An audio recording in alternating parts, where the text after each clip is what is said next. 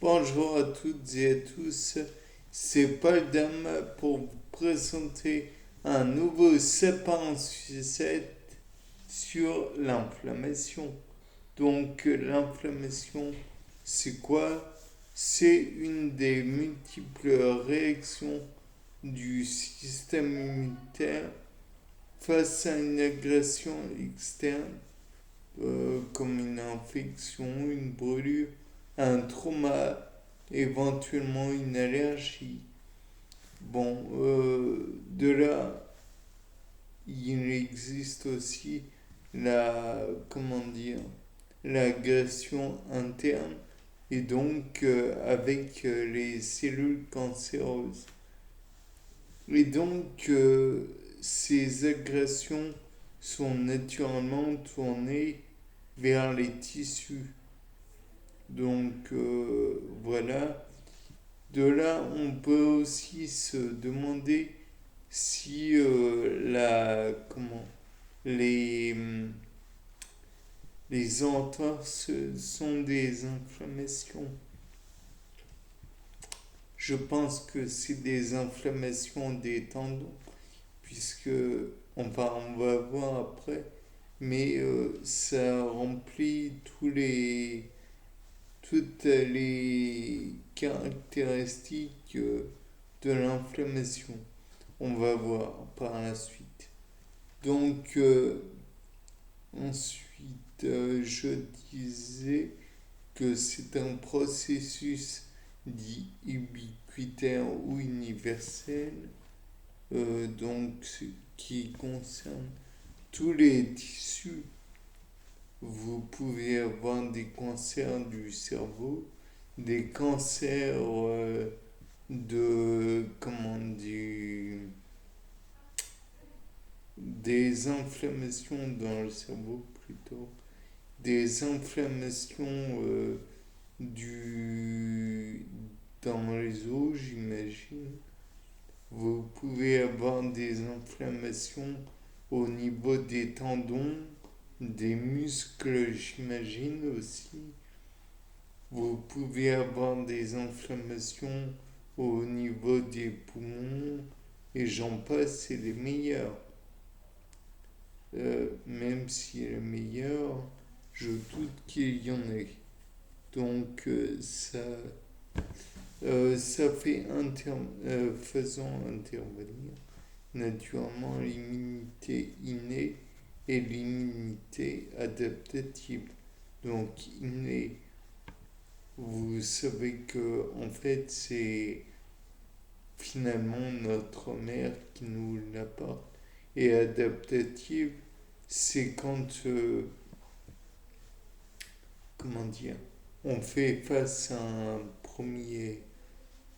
comment, une première infection, une bactérie, un virus, ou que sais-je encore, ça va être enregistré par tes mémoires et il y aura une réaction d'autant plus rapide.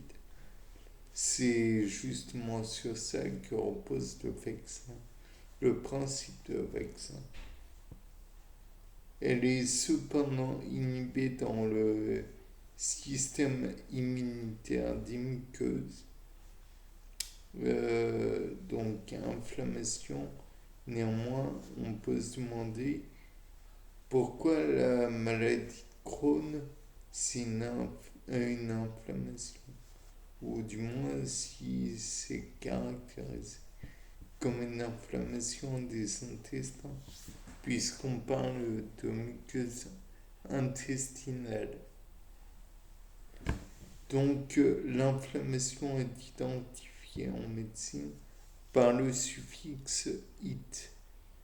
Phlémingite, non, à oublier cette partie.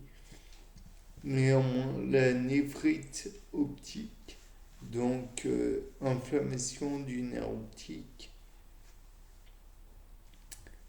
Traditionnellement, les symptômes associés à l'inflammation sont décrits par douleur, chaleur, rougeur, tumeur. comment, enfin, œdème, plus que tumeur, et perte de fonction.